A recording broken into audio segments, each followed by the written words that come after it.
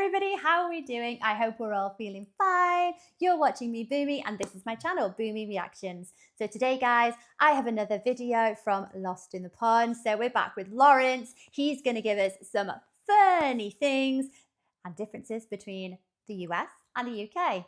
So I do love these videos from Lawrence. He's so funny. He's so quintessentially British. I love his humor. He's so, I don't know, so composed, and he's so stone-faced when he says the daftest things. I do really like watching him. So today, guys, we have Lawrence, and he is showing us 8 American things that Britain doesn't even have a word for. Part 1. There's a part 2. Okay, so things that we don't even have a word for in the UK. I can't think of anything off the top of my head what any of those could be. But you know what? Lawrence is going to jog my mind. He's going to jog my memory rather, not my mind. So let's have a look, guys. And as ever, if you're enjoying these reactions, please like and subscribe to the channel. And I thank you. Let's see, Lawrence, what have you got? So it's very important for British people living in America, like me, to know the difference between the shoe brand and something else that Americans call a hush puppy before I put my foot in it. I know this literally one. In the case of the shoe. Hush puppies are... I still don't really know what they are. Hello, I'm Lawrence Brown, and I'm on a quest to uncover all of the memos that Britain and America lost in the pond, and one of those memos pertains to words. And you and I both know this by now. It's often said that Britain and America are two nations divided by a common language. And what does this mean? It means that English is a prominent language in both countries, but that we have different words and spellings and pronunciations for the same things. But what if I told you right here and now that both Britain and America have things for which the other country doesn't even have words? Well, today I'll be looking at a selection of those from the United States of America, a country I've lived in for the past 13 years. Now, as with all things Britain and America, a lot of these words come back to food, whereas some of them pertain to social customs, the law, and America's obscenely large landscape. And so without further ado, here are 8 American things that Britain doesn't even have a word for.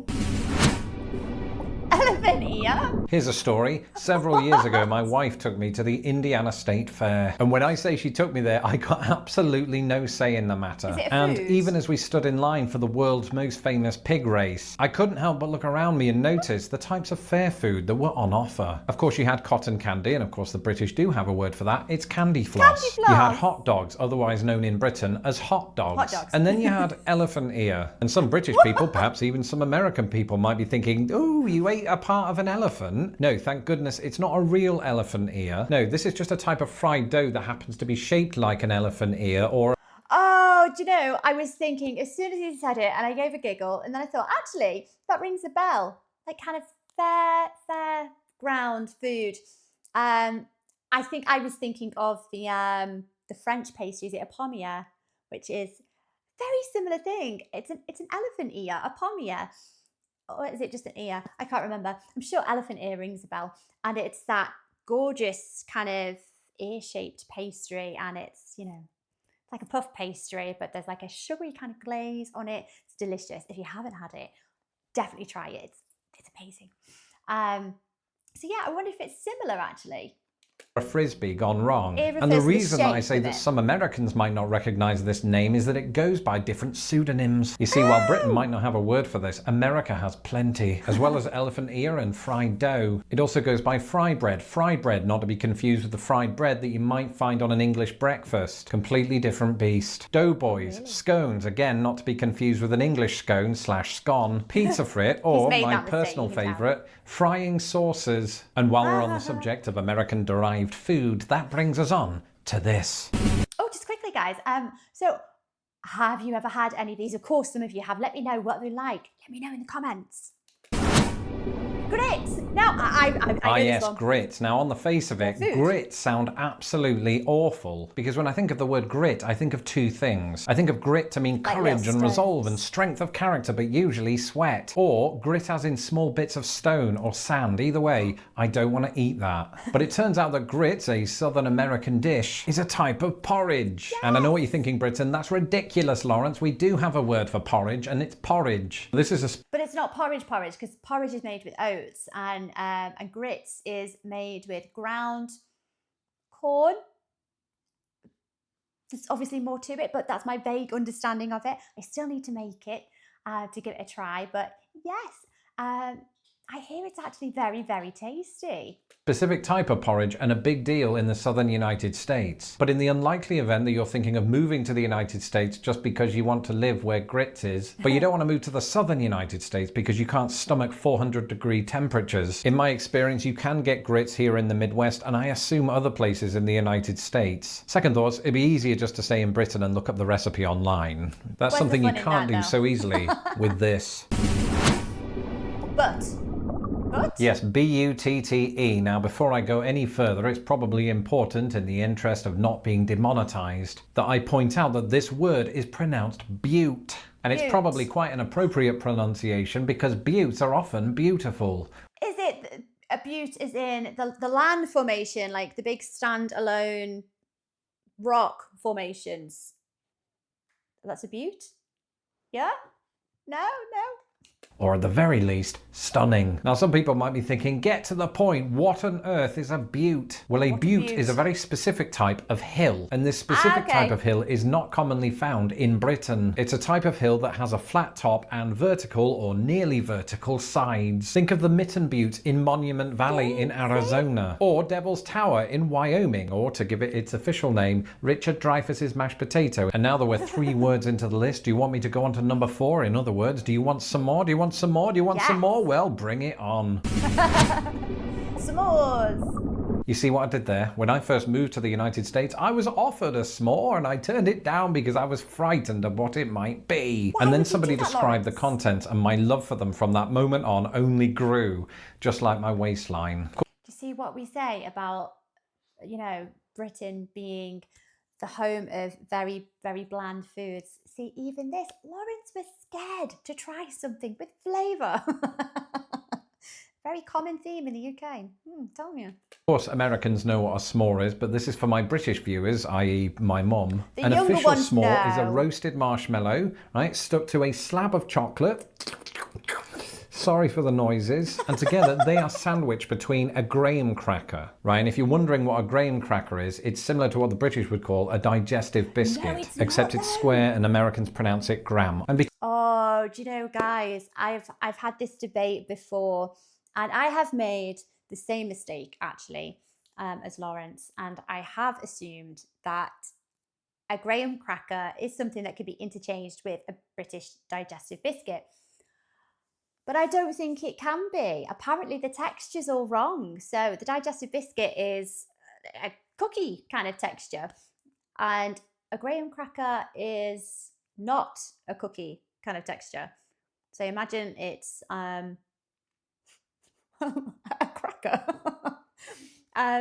So I don't think they're interchangeable, although if you do choose to make s'mores using digestive biscuit, it's still delicious. It's still very good.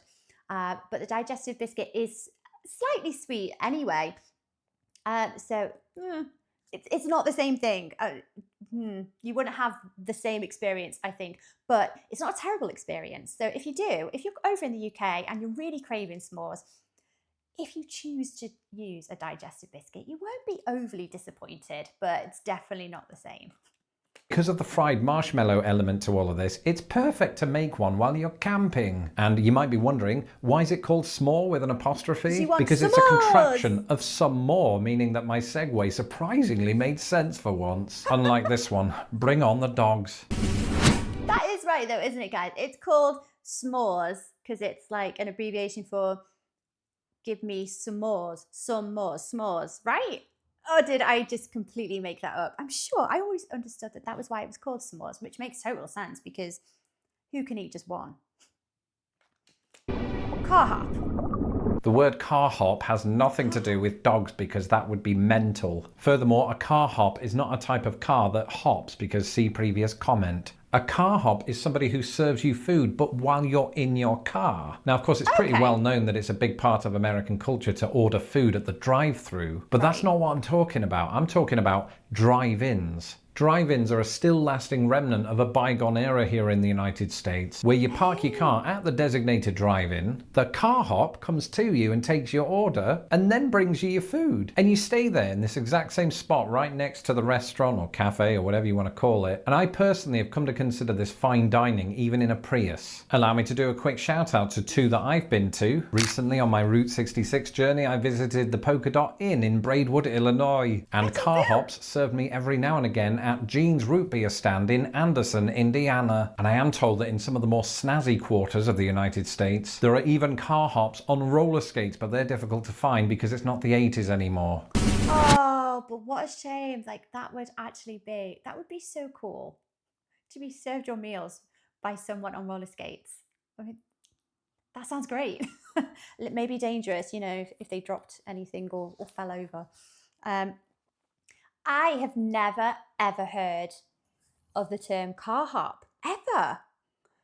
Like, I'd like to say that my generation growing up, we've been very heavily influenced by American TV, and it was just the majority of the TV that we watched. It was mainly American. So for me to come across a term that I haven't come across before, it's interesting. It's crazy. Never heard the term car hop. Is it a common thing still in the US? Like, is it something that you've never really experienced, or is it kind of everywhere? Let me know in the comments, guys. This next one, jaywalking. Yes, so I have heard of the term jaywalking, but we don't have a word for it in the UK because pedestrians have right of way everywhere. It's everywhere.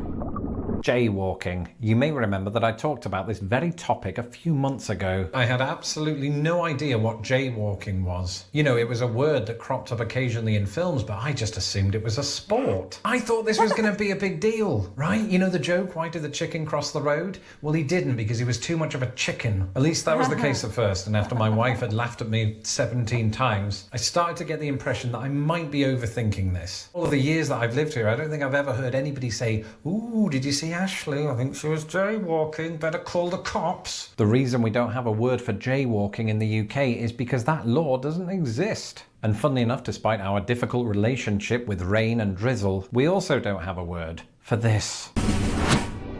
Rain check. I'll take a rain check. Right? Does that mean that you're going to cancel your plans? Yes? No? I think I have heard it. If you say, "No, I'll take a rain check," that means, "No, I'll remake the plans. I won't do that today."